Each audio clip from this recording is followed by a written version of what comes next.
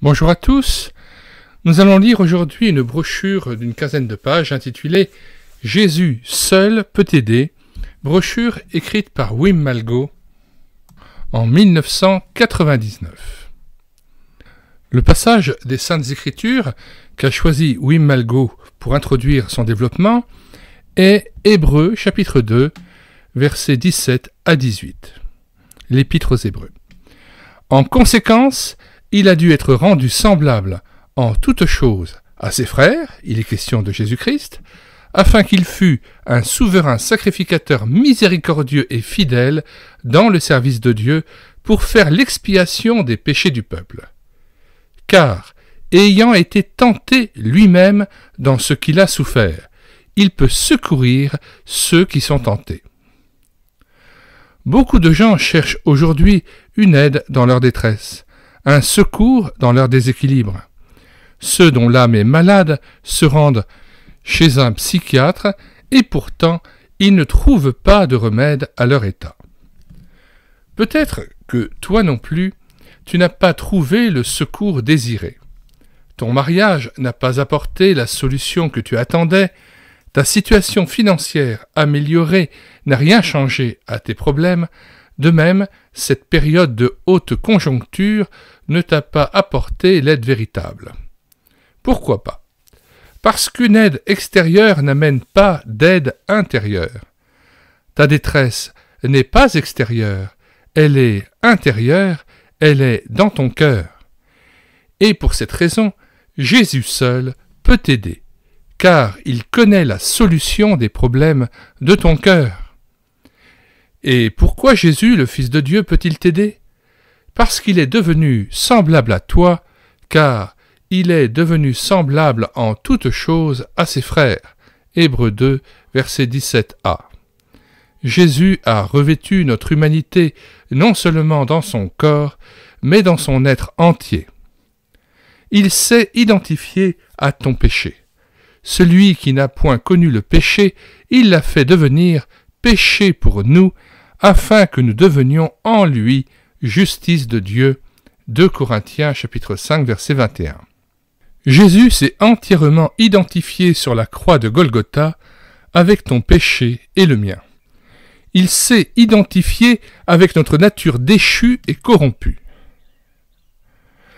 As-tu peur de la mort? Le Seigneur Jésus s'est identifié en mourant avec ta peur de la mort.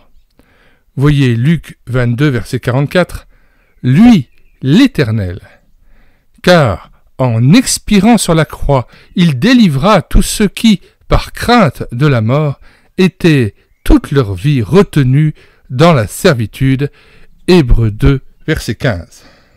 Voilà pourquoi Jésus seul peut t'aider.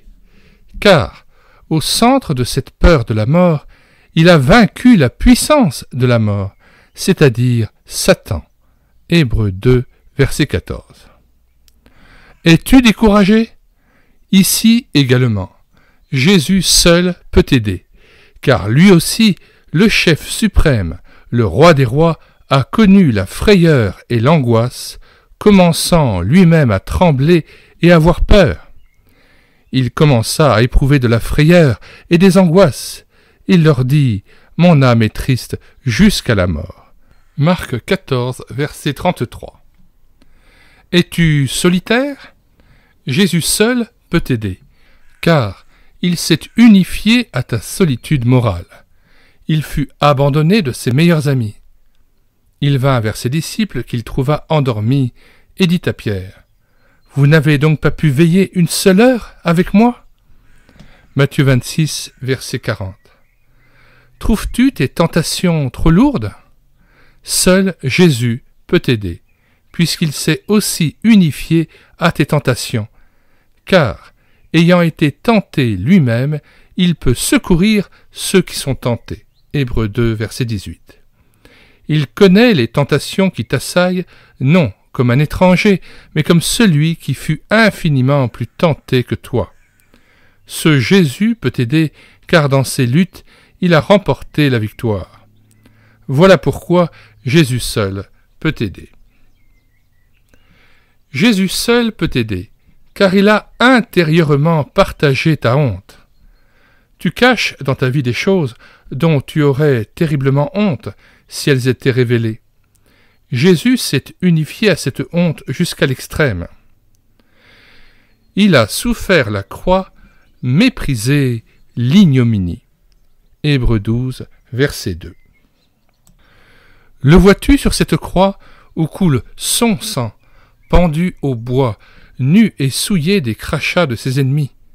Vois cet homme de douleur. Ma honte cachée et la tienne furent manifestées sur sa croix. Jésus, impuissant, repoussé, abandonné, pitoyable, à un échec complet. Jésus seul peut t'aider, car finalement, il accomplit ce qui lui fut le plus terrible. Il s'identifia à ma et à ta séparation d'avec Dieu. Mon Dieu, pourquoi m'as-tu abandonné? Matthieu 27, verset 46. À quelle sorte de gens Jésus vient-il en aide? 1. Aux gens déçus et pleins d'amertume. Jean 5 nous donne à ce sujet un exemple frappant. Un homme est couché, malade depuis 38 ans, près de la piscine de Bethesda. L'eau se met en mouvement périodiquement lorsqu'un ange descend. Et, comme il est écrit en Jean 5, verset 4, celui qui descendait le premier après que l'eau avait été agitée était guéri, quelle que fût sa maladie. Or, cet homme était couché là depuis 38 ans et personne ne l'aidait à descendre dans l'eau.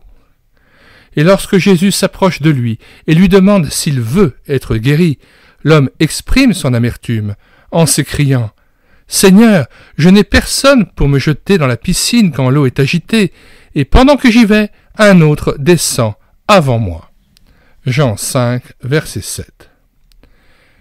Un cœur révolté et plein de danger. On m'a fait du tort, on ne m'a pas compris, je suis mis de côté, je suis mal jugé.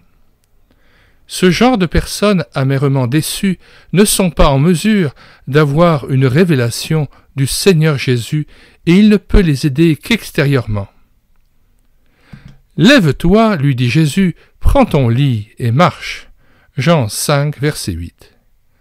Mais lorsque Jésus veut parler à son âme, lorsqu'il le rencontre dans le temple, il lui dit « Voici, tu as été guéri, ne pêche plus, de peur qu'il ne t'arrive quelque chose de pire. » Verset 14. Cet homme n'a plus envie qu'on l'aide. Il a été guéri et cela lui suffit. Alors que Jésus lui parle de son péché, il court chez les gens religieux et se joint à ceux qui fomentent un complot contre celui qui voulait l'aider intérieurement.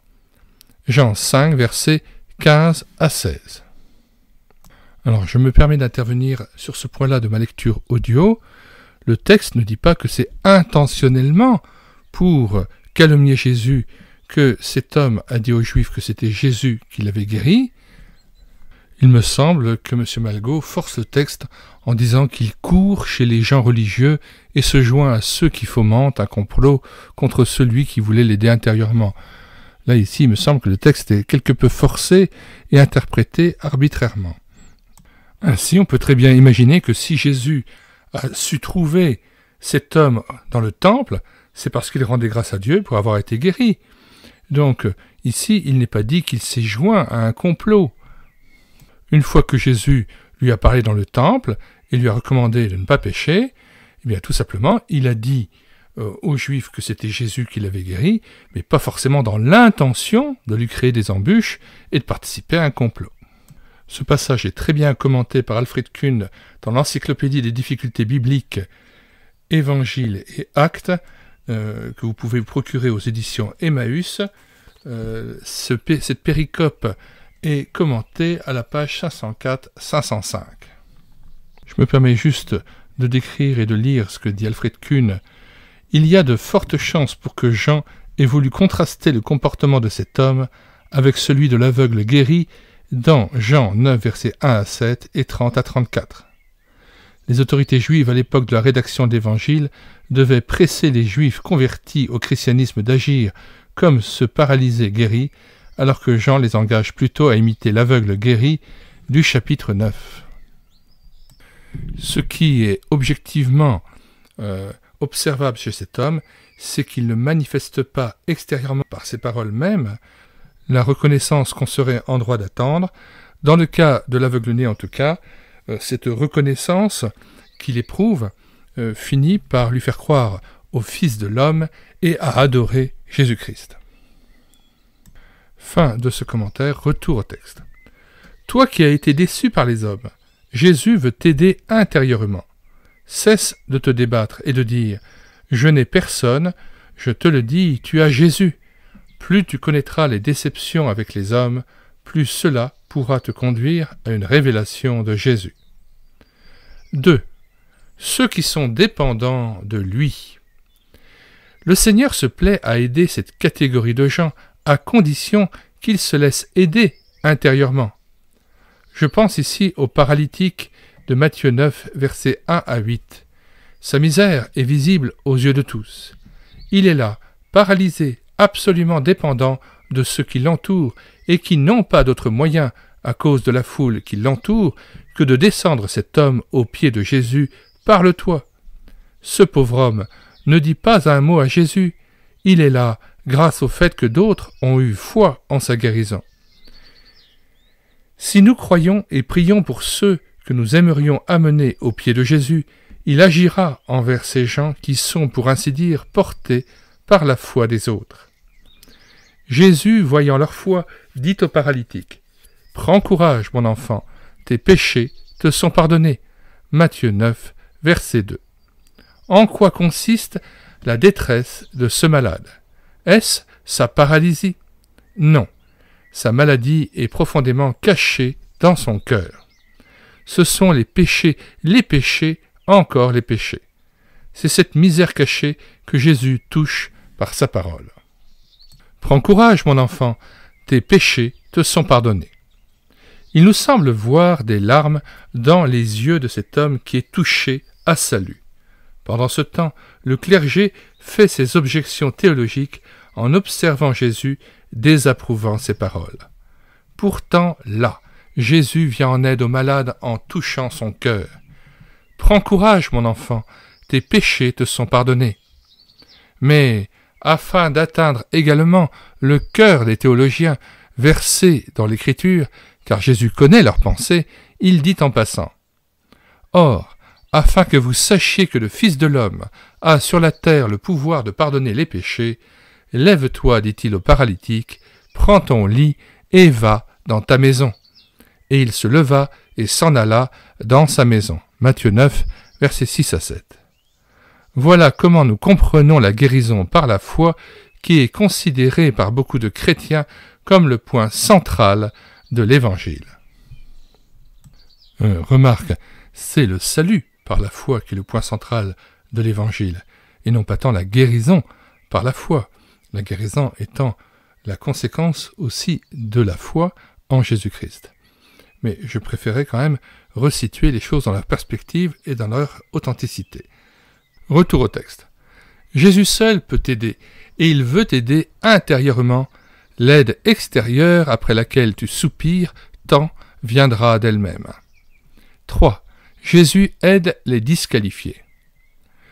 Jésus aide les disqualifiés, ceux qui sont restés stationnaires, ceux qui, pour une raison ou pour une autre, n'ont pas été à la hauteur de leur tâche, ont fauté et sont restés sur place, comme Pierre qui se sentait mis de côté, inutile, après avoir renié Jésus avec imprécation devant une servante.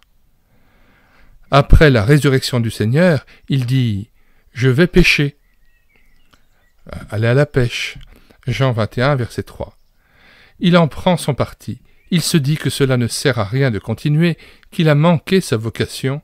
Il reprend son métier.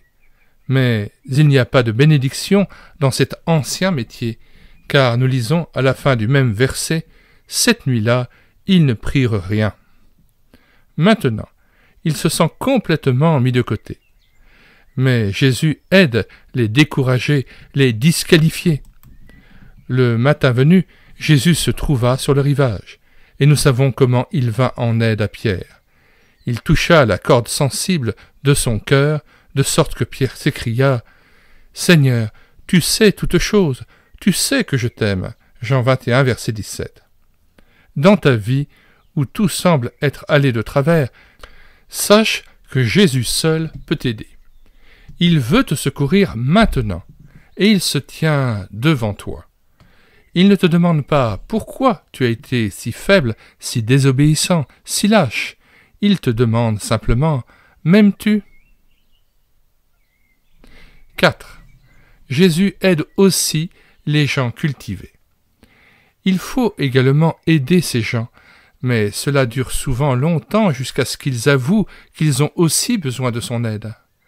Les gens sages, intelligents de ce monde ne saisissent que difficilement que le Seigneur n'atteint jamais le cœur des gens en passant par leur intelligence, mais qu'au contraire, c'est par leur cœur qu'il veut parler à leur raison.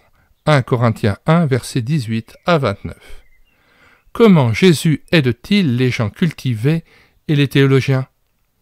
Il les aide en renversant leur théologie logique et intelligente, le résultat de leurs recherches scientifiques, comme on dit volontiers, en découvrant leur déchéance spirituelle. Car, dans la plupart des cas, quel est ce soi-disant résultat des recherches scientifiques entre guillemets? Ce n'est rien d'autre que tout le monde dit ce que tout le monde dit. Et Jésus met à nu leur corruption intérieure. Dans Jean 3, verset 6, le Seigneur dit au théologien nommé Nicodème « Ce qui est né de la chair est chair ». En d'autres termes, la sagesse humaine peut en imposer aux gens, mais elle ne trouve pas le chemin du royaume de Dieu, car son fondement est humain, charnel, et ne provient pas d'un esprit né de nouveau. Les intellectuels peuvent à la rigueur discuter et se demander quelle pourrait bien être la clé du royaume de Dieu, mais les humbles entrent tout simplement par la porte. Toi qui es instruit, cultivé, Jésus seul peut t'aider, car tu dois être né de nouveau. Peut-être qu'avec tes études, tu as étudié à côté du Seigneur. Cela te sert à rien si tu n'es pas encore né de nouveau. C'est seulement par la nouvelle naissance qu'un homme reçoit la sagesse divine. Elle ne s'acquiert pas par l'instruction et encore moins par la suffisance propre. 5. Jésus vient en aide aux méprisés. Zachée cherchait à voir qui était Jésus. Luc 19, verset 3. Il est bon d'essayer de cerner la personnalité de Zachée. C'était un usurier, un spéculateur, un parasite de la société. Il était par conséquent évité de chacun, car en plus, il était un collaborateur. Mais Jésus lui vint en aide. Comment? En lui disant publiquement, lui qui n'était aimé de personne, « Hâte-toi de descendre, car il faut que je demeure aujourd'hui dans ta maison. » Luc 19, verset 5. Tout ce qui s'ensuit va de soi, car lorsque Jésus entre dans une maison, il y a de la repentance, de la conviction des péchés et des réparations nécessaires. Luc 19, verset 8. Nous qui sommes croyants, nous n'avons pas pour tâche de rendre les gens meilleurs, nous devons seulement les amener à Jésus. C'est lui qui s'occupe du reste. Combien de chrétiens, par leur « moi »,« je », se mettent entre le Seigneur Jésus et les Zachées, et sont, sans le savoir, des obstacles pour les autres. Zachée cherchait à voir qui était Jésus, mais il ne pouvait y parvenir à cause de la foule, car il était de petite taille. Luc 19, verset 3. Mais c'est Jésus qui le trouve, cet homme méprisé, ce parasite. Il lui pardonne et le sauve. Toi, qui es un enfant de Dieu, ne te mets pas entre Zachée et Jésus. 6. Jésus aide ceux qui cherchent. Jésus aide ceux qui ne réussissent pas à le voir, ceux qui, bien que l'ayant cherché, ne l'ont pas encore trouvé. Je pense ici à l'aveugle-né de Jean, chapitre 9. Qu'il ait cherché le Fils de Dieu, sa réponse le prouve. « Crois-tu au Fils de Dieu » lui demande Jésus, et lui de répondre « Qui est-il, Seigneur, afin que je croie en lui » Jean 9, versets 35 à 36. Et toi qui cherches Jésus, qui ne le vois pas, qui n'a pas encore fait l'expérience de son secours, tu as la promesse. Celui qui cherche trouve. Jésus seul peut t'aider. Lorsque l'aveugle-né rencontra le Seigneur, ce dernier mit en évidence la vraie cause de sa cécité. Après avoir dit cela, il cracha à terre et fit de la boue sur sa salive. Puis il appliqua cette boue sur les yeux de l'aveugle et lui dit « Va et lave-toi au réservoir de Siloé », nom qui signifie « envoyé ». Il y alla, se lava et s'en retourna voyant clair. Jean 9, versets 6 à 7. Nous avons ici réuni la cause et l'effet, la boue et la cécité. La cause de ton aveuglement intérieur, c'est la boue du péché qui se trouve en toi. Jésus seul peut t'aider. Si, comme cet aveugle de naissance, tu te laisses convaincre de ton impureté et si tu acceptes d'y renoncer. Tu pourras alors, avec cet aveugle guéri de sa cécité, confesser le Seigneur publiquement, même aussi devant les gens religieux, car, lorsqu'ils lui demandèrent « Comment tes yeux ont-ils été ouverts ?» il répondit « L'homme qu'on appelle Jésus a fait de la boue, a oint mes yeux, et m'a dit « Va au réservoir de Siloé et lave-toi. » J'y suis allé, je me suis lavé, et je recouvrai la vue, versets 10 à 11. J'aimerais vous lire, sur ce point précis, le commentaire d'Alfred Kuhn dans l'Encyclopédie des difficultés bibliques, à la page 539. Jean 9,7. Qu'est-ce que ce réservoir et comment comprendre l'allusion au sens de Siloé? Ce réservoir creusé dans le roc faisait partie du système d'adduction d'eau installé par Ézéchias, 2 Rois 20, verset 20, Néhémie 3, 15, Ésaïe 8, 6 et Luc 13, verset 4. Si le sens de la procédure de guérison de l'aveugle reste énigmatique, voire note sur le chapitre 9, verset 6, Jean ne veut pas nous laisser dans le vague sur la signification symbolique de l'endroit où Jésus a envoyé l'aveugle se laver. Siloé veut dire envoyé.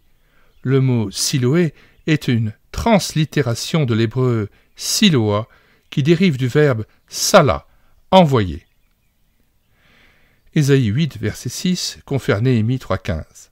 Le réservoir de Siloé, au sud-ouest de la cité de David, était alimenté par un canal souterrain qui prenait l'eau à la source de Guillon dans la vallée du Cédron. Ce tunnel avait été construit par Ézéchias avant l'attaque de 701 avant Jésus-Christ. 2 Rois 20, verset 20 et 2 Chroniques 32, versets 4 et 30. Ésaïe 22, verset 11. Le rapprochement du nom du réservoir avec son étymologie attirait simplement l'attention sur le sens de ce mot. Comme ce nom signifiait « envoyé », Jésus était l'envoyé suprême. Dans Ésaïe 8, verset 6, les Juifs rejettent les eaux calmes de Siloé. Ici, ils rejettent Jésus. Nous lisons Ésaïe 8, versets 5 à 7. L'Éternel me parla encore et me dit « Parce que ce peuple a méprisé les eaux de Siloé qui coulent doucement et qu'il s'est réjoui au sujet de Rétzin et du fils de Rémalia, voici le Seigneur va faire monter contre eux les puissantes et grandes eaux du fleuve, le roi d'Assyrie et toute sa gloire. Il s'élèvera partout au-dessus de son lit et il se répandra sur toutes ses rives. » Alors, si on veut vraiment comprendre le passage, il faut se reporter à l'intégralité du chapitre 8 d'Ésaïe. Retour au texte. Donc, dans Ésaïe 8, verset 6, les Juifs rejettent les eaux calmes de Siloé. Ici, ils rejettent Jésus. Les interprètes juifs et chrétiens ont compris Genèse 49, verset 10, comme une prophétie messianique. Un terme voisin y apparaît. Le sceptre ne s'éloignera pas de Juda jusqu'à ce que vienne le Shilo, et que les peuples lui obéissent. Nous lisons une partie de la note dans la Bible à la colombe concernant le Shilo. Il propose comme interprétation celui à qui appartient le bâton du commandement, celui qui doit être envoyé, c'est donc la version retenue par l'évangéliste Marc, le pacifique, le dominateur.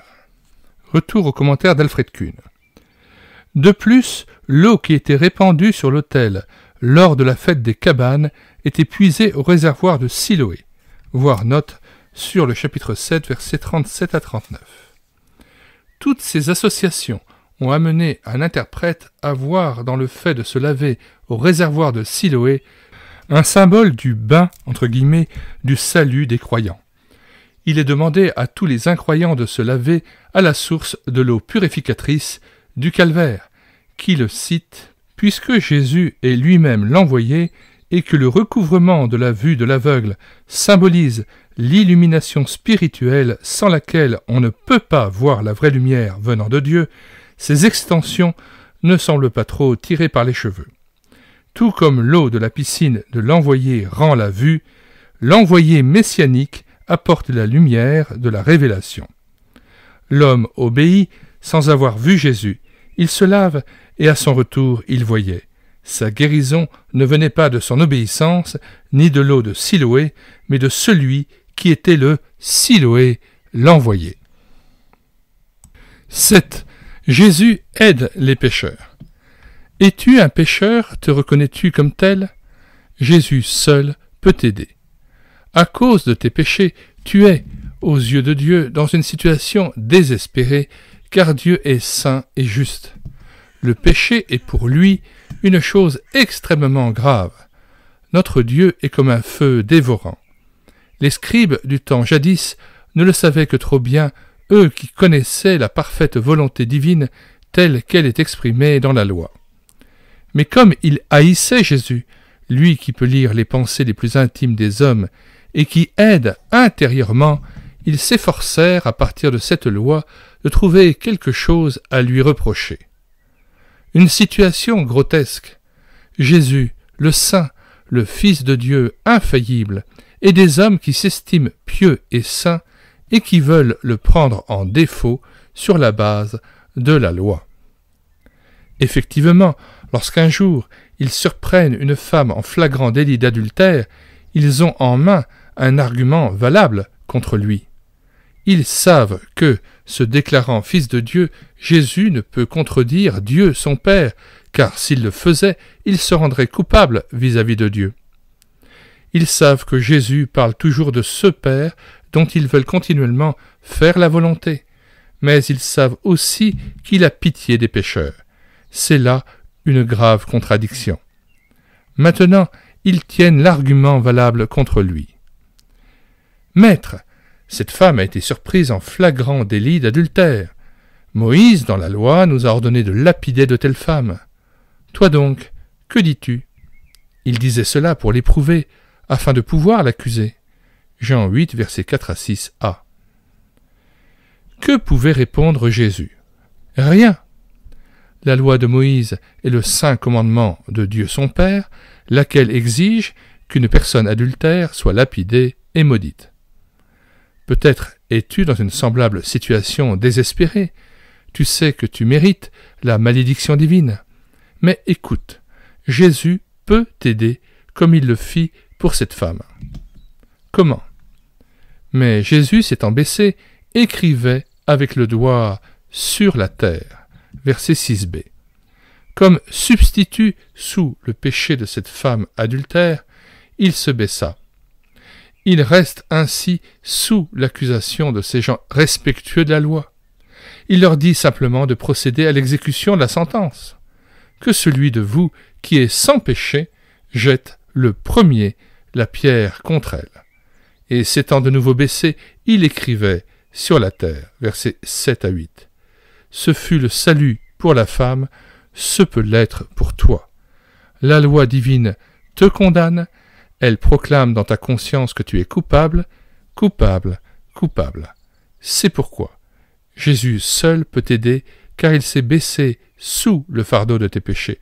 Il a pris le châtiment sur lui afin que nous ayons la paix. Jésus seul peut t'aider. Alors comme cette brochure prend fin de manière un peu étonnante et comme en queue de poisson, je me permets de vous raconter une anecdote. Un jour, M. Hadoul était invité dans une église et il n'a pas fait l'appel solennel à la conversion tel que l'attendait son pasteur, ou du moins le pasteur de cette église. Et à la fin de la réunion, il lui dit « Mais comment ça se fait que tu n'as pas fait cet appel à la conversion pour que les gens puissent se donner à Jésus-Christ ?»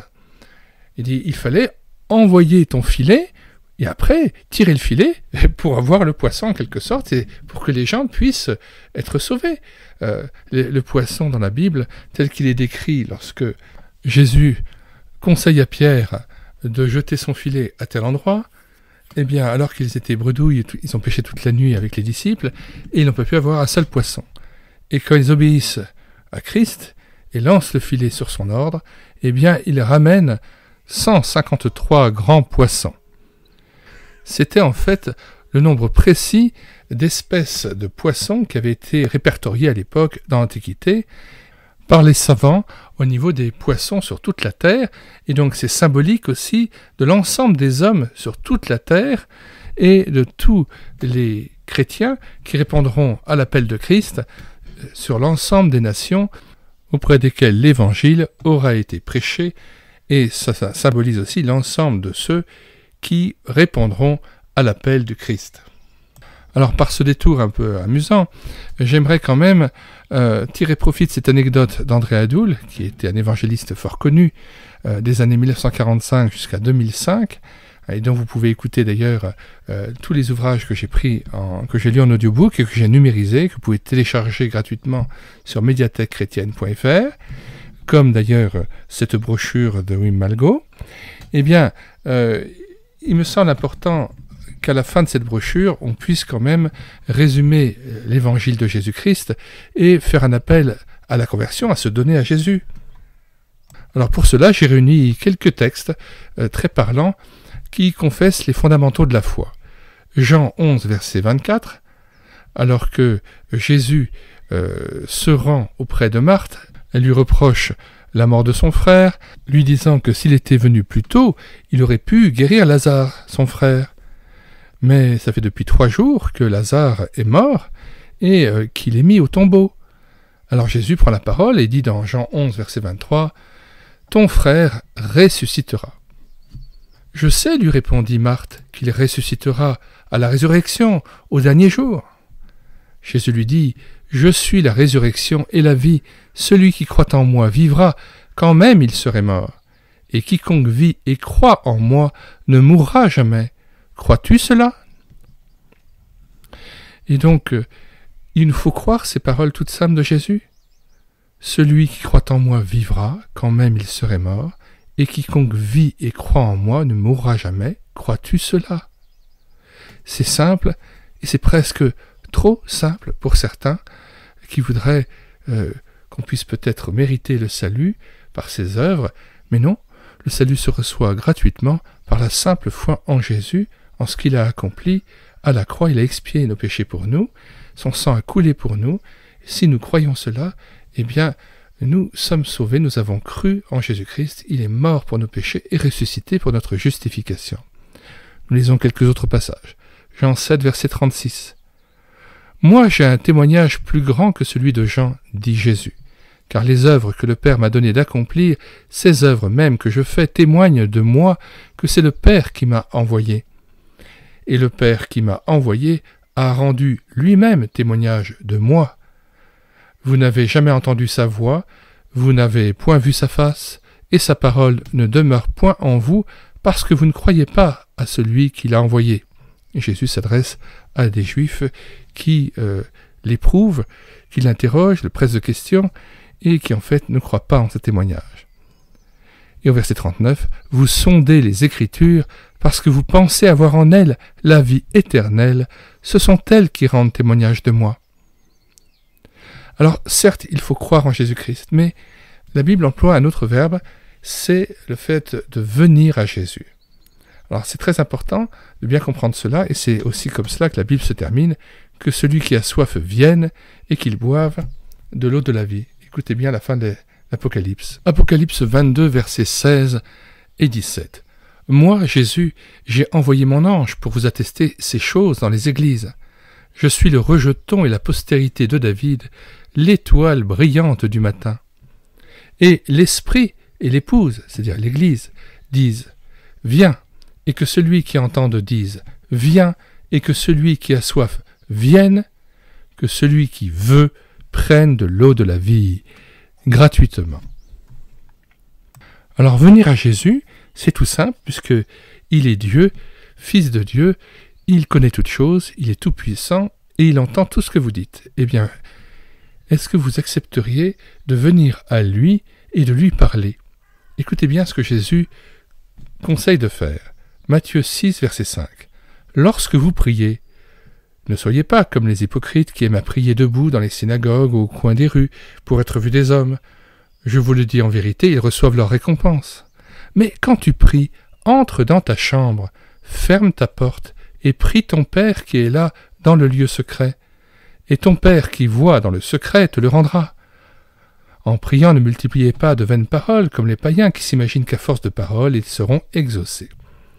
Donc ici, Jésus nous invite à rentrer dans notre chambre, à fermer la porte et à se placer devant lui et devant Dieu et à lui parler. Venez à lui, répandez votre cœur, comme moi aussi un jour, j'ai répandu à mon cœur devant Dieu. Je lui ai confessé mon péché, je lui ai dit de mes lèvres ce qui l'avait déplu dans ma vie. J'ai cru ce qu'il avait fait pour moi à la croix pour me pardonner ses péchés. Et j'ai cru que son sang avait coulé pour moi, afin de pardonner ces mêmes péchés que je lui avais confessés. Et quand je me suis relevé, je savais que j'étais pardonné et j'ai reçu la vie éternelle en Jésus-Christ par la simple foi en lui, en Christ, qui était mort pour mon péché et ressuscité pour ma justification. Alors, on va lire encore quelques passages. Matthieu, chapitre 7, verset 37. Le dernier jour, le grand jour de la fête, Jésus, se tenant debout, s'écria « Si quelqu'un a soif, qu'il vienne à moi et qu'il boive. Celui qui croit en moi, des fleuves d'eau vive couleront de son sein, comme dit l'Écriture. Il dit cela de l'Esprit que devaient recevoir ceux qui croiraient en lui. » Car l'Esprit n'était pas encore, parce que Jésus n'avait pas encore été glorifié. Alors c'est le plus beau cadeau que Christ puisse nous faire lorsqu'on croit en lui, c'est que lui, il nous envoie son Esprit Saint. Tout simplement parce qu'on croit en lui. Regardez le texte, il est très simple. Mensonge lorsque certaines personnes, parmi les charismatiques et pentecôtistes, disent qu'il faut une seconde expérience et que le don du Saint-Esprit, le baptême du Saint-Esprit nous amènerait à pouvoir parler en langue. Tout cela, c'est tout à fait de fausses doctrines, ce n'est pas ce que Christ dit. La Bible est très simple. Celui qui croit en moi, des fleuves d'eau vive couleront de son sein, comme dit l'Écriture. Il dit cela de l'Esprit, c'est lui les fleuves d'eau vive, que devaient recevoir ceux qui croiraient en lui. Notre part à nous, c'est de croire en lui, et la part de Christ, c'est nous envoyer son Esprit, et nous croyons qu'il le donne parce qu'il l'a promis. Et comme l'Esprit est dorénavant, parce que Christ a été glorifié, et qu'il nous a envoyé l'Esprit Saint d'auprès du Père, l'Esprit procède du Père et du Fils, eh bien le Père et le Fils t'envoient son Esprit dans ton cœur, après que tu aies cru en lui. Nous continuons à lire. 1 Jean 1, verset 6. Si nous disons que nous sommes en communion avec lui et que nous marchions dans les ténèbres, nous mentons, et nous ne pratiquons pas la vérité. Mais si nous marchons dans la lumière, comme il est lui-même dans la lumière, nous sommes mutuellement en communion, et le sang de Jésus son Fils nous purifie de tout péché. Si nous disons que nous n'avons pas de péché, nous nous séduisons nous-mêmes et la vérité n'est point en nous. Si nous confessons nos péchés, 1 Jean 1, 9, très important, apprenez par cœur ce verset. Si nous confessons nos péchés, encore faut-il les confesser. Il est fidèle et juste pour nous les pardonner et pour nous purifier de toute iniquité. Si nous disons que nous n'avons pas de péché, nous le faisons menteur et sa parole n'est point en nous. Alors ici, on voit aussi qu'on peut venir librement devant Dieu, lui avouer tout ce qu'on n'a jamais osé avouer à quelqu'un, mais on peut tout dire à Dieu librement et on répand son cœur devant lui. On dit, tu vois Seigneur, je te demande pardon parce que j'ai fait ça, j'ai fait ça, j'ai fait ça. eh bien, pour chacune de ces actions que je nomme de mes lèvres, eh bien, je sais et je crois que ton sang a coulé pour moi. Tu es mort à ma place, et je crois à ton sacrifice, et je crois en ta résurrection. Maintenant tu es ressuscité, et tu viens habiter dans mon cœur par l'Esprit Saint que tu m'accordes, parce que je crois en toi, toi qui es vivant à tout jamais. Et nous lisons aussi ce passage dans Éphésiens 1, 13. En lui, en Jésus-Christ, vous aussi, après avoir entendu la parole de la vérité, l'évangile de votre salut, en lui vous avez cru, et vous avez été scellés du Saint-Esprit qui avait été promis, lequel est un gage de notre héritage pour la rédemption, pour le rachat de ceux que Dieu s'est acquis à la louange de sa gloire. Remarquez bien encore, le message est le même, très clair. En lui vous avez cru, et vous avez été scellés du Saint-Esprit qui avait été promis. Je crois, c'est ma part. Le reste, je ne peux pas le faire tout seul. Je ne peux pas me sceller moi-même du Saint-Esprit. C'est Dieu qui le fait. Et je ne dois pas m'attendre à une sensation extraordinaire. Je n'ai pas du tout à vouloir parler en langue ni quoi que ce soit. Ce sont des hérésies modernes. Et il faut s'en tenir toujours aux Saintes Écritures. Dieu lui scelle d'Esprit Saint celui qui croit en son Fils. Et c'est la promesse de Dieu, c'est le plus grand cadeau qu'il puisse nous donner, c'est nous accorder son esprit de vie. Eh bien, souvenez-vous de Jésus qui, dans Jean 7, versets 37 à 39, se tenant debout, se met à s'écrier « Si quelqu'un a soif, qu'il vienne à moi et qu'il boive. Celui qui croit en moi, des fleuves d'eau vive couleront de son sein, comme dit l'Écriture. » Il dit cela de l'Esprit que devaient recevoir ceux qui croiraient en lui, car l'Esprit n'était pas encore, parce que Jésus n'avait pas encore été glorifié. Maintenant, l'Esprit est, depuis la Pentecôte dans Acte 2, là, il est présent sur cette terre et partout dans le monde, mais vous pouvez le recevoir à tout instant. Jésus a été glorifié, il te suffit de croire et de le recevoir. Eh bien voilà, nous allons arrêter maintenant ce commentaire concernant Jésus peut t'aider, Jésus seul peut t'aider, mais Jésus peut davantage t'aider, bien sûr, mais il peut t'aider surtout si tu deviens son enfant. Si on se donne son cœur à lui, si on lui donne sa vie, eh bien Jésus, effectivement, est en mesure de nous aider. Mais Dieu ne peut pas nous aider si d'abord on ne vient pas à lui, si on ne croit pas en son Fils, et si on ne se réconcilie pas avec lui, et si on ne vient pas à lui pour lui confesser son péché et avouer ce qu'on a été dans la vérité. Alors venons à lui, car sa colère dure un instant, mais sa grâce toute la vie. Humilions-nous devant lui, courbons-nous, demandons-lui pardon pour les fautes peut-être graves qui ont été faites, mais même si ce n'est pas des fautes graves au sens d'un meurtre ou d'un vol ou quoi que ce soit, disons-lui la vérité. Disons-lui, Seigneur, tu vois comme je suis coléreux, ce qui ne va pas dans ma vie. Voilà. Eh bien, vous parlez vrai devant Dieu. Dernière chose aussi, Jésus seul peut aider, mais il ne s'agit pas d'un évangile de la prospérité.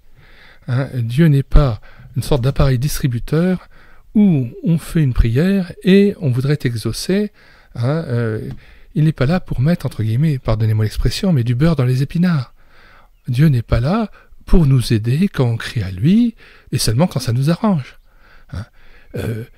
Ce n'est pas Dieu qui est à notre service, c'est nous qui lui donnons notre vie, par reconnaissance pour ce qu'il a fait pour nous, et maintenant, remplis de reconnaissance pour son sacrifice immense, pour son pardon, eh bien, nous lui consacrons notre vie de bon cœur et avec joie et avec reconnaissance, et ça renverse complètement cette perspective-là.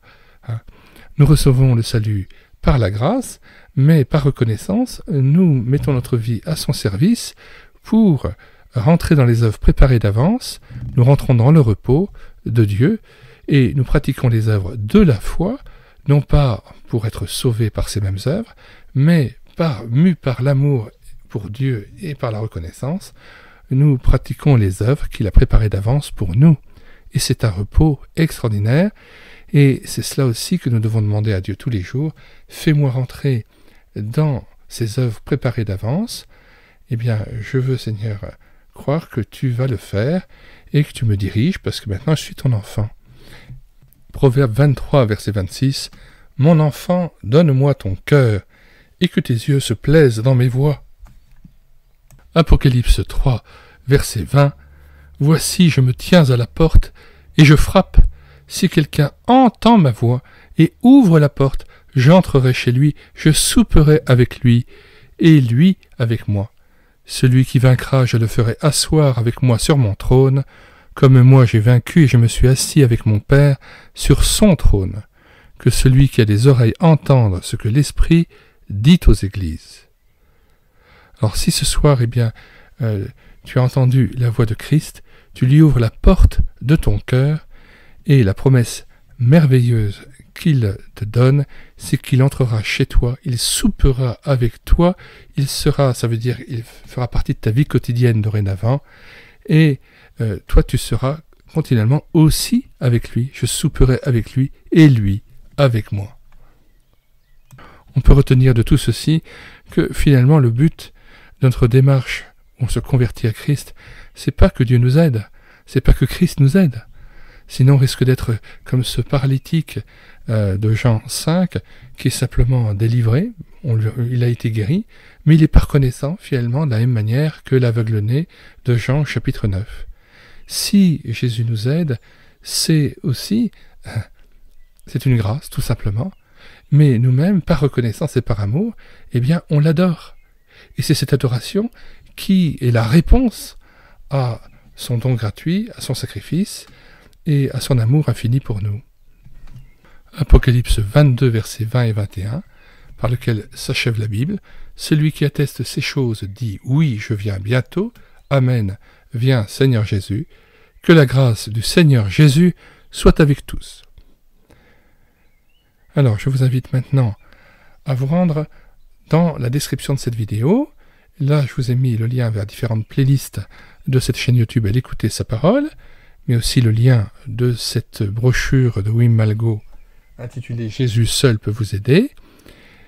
Je vous mets aussi en lien le lien vers le téléchargement des œuvres de Wim Malgo, les autres œuvres qu'il a pu écrire et que j'ai pu numériser. Toutes ces œuvres qui vous sont proposées aussi bien dans les playlists que les œuvres dont je vous donne le lien peuvent être téléchargées à partir du site internet médiathèquechrétienne.fr, site internet que j'ai bâti en synergie avec cette chaîne YouTube « Elle écouter sa parole », avec l'aide d'Emmanuel Eschamps, qui est pasteur de Valenciennes, et qui m'a aidé d'un point de vue technique pour la construction du site internet médiathèquechrétienne.fr. Donc je lui exprime ma reconnaissance pour toute son aide et sa collaboration. Mais donc j'ai pu donc numériser plus de 1000 ouvrages que je mets à votre disposition gratuitement. Mon projet consiste dans la réédition numérique des ouvrages chrétiens épuisés et non réédités comme l'était cet ouvrage. Et donc si vous voulez, l'ensemble des ouvrages qui sont épuisés, qui ne sont plus en vente en librairie ou par les maisons d'édition, j'en ai assumé la numérisation et je les ai téléversés sur le site internet médiathèquechrétienne.fr. Vous rentrez ce nom sans accent et d'un seul tenant, médiathèquechrétienne.fr, et là vous arrivez sur le site, vous cliquez sur « Livre à télécharger » et vous faites une recherche soit par ordre thématique, soit par ordre alphabétique d'auteur. Une fois que vous avez choisi l'auteur ou le thème, là vous cliquez sur l'ouvrage que vous souhaitez et tout à fait vous cliquez sur lire, écouter, télécharger. Et ensuite, une fois que vous avez trouvé donc l'ouvrage, vous lisez la petite partie que j'ai pu rédiger qui résume l'ouvrage ou qui le présente. Et ensuite, tout à fait en bas, il est écrit télécharger en Word ou en PDF. Et là, vous avez le livre qui vous parvient tout de suite sur votre ordinateur gratuitement. Il n'y a pas besoin de s'inscrire. Et j'ai comme ce projet là pour enrichir l'Église et essayer de la nourrir spirituellement à cause des nombreux écrits aussi qui étaient de qualité, que ceux qui nous ont précédés parmi les pasteurs ou parmi les missionnaires ou parmi les théologiens qui ont écrit des ouvrages remarquables, je trouve que c'est beau qu'ils puissent revivre aussi dans vos cœurs et que cela puisse contribuer à l'avancement du royaume de Dieu afin que Christ puisse croître en chacun d'entre nous. Et la lecture est tout à fait recommandée par l'apôtre Paul, 1 Timothée 4, verset 13, « Jusqu'à ce que je vienne, dit-il à Timothée, applique-toi à la lecture, à l'exhortation, à l'enseignement. Alors certes, il faut s'appliquer à la lecture de la parole de Dieu, de la Bible, mais aussi de très nombreux commentaires ou des témoignages missionnaires peuvent nous exhorter, et la lecture fait partie aussi de cette activité que Dieu nous demande au travers de cette injonction « cherchez ma face ». Il faut aussi avoir soif de Dieu, chercher sa face, se poser des questions, et poser des questions au Seigneur, en même temps chercher des réponses au travers de ce que aussi les hommes ont pu écrire, ce que les pasteurs ont pu écrire en se plaçant pendant toute leur vie devant Dieu. Et il y a des réponses assez particulières qui sont données dans certains livres très précis et qu'il faut aussi chercher. Le Seigneur nous invite à chercher. Celui qui cherche trouve, c'est à nous de faire cette recherche de tout notre cœur, et on sait que le Seigneur va nous exaucer et nous permettre de trouver la réponse à nos questions, si nous le cherchons de tout notre cœur. Voilà, nous vous disons au revoir et à bientôt. Abonnez-vous à cette chaîne YouTube, elle écoutait sa parole.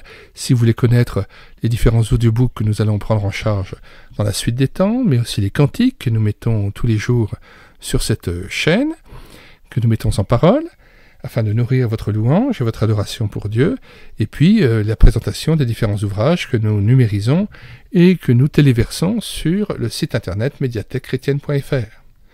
Que le Seigneur nous bénisse dans une adoration toujours plus profonde et nous transforme à l'image de Jésus-Christ par la contemplation même de sa personne. Nous vous disons au revoir et à bientôt.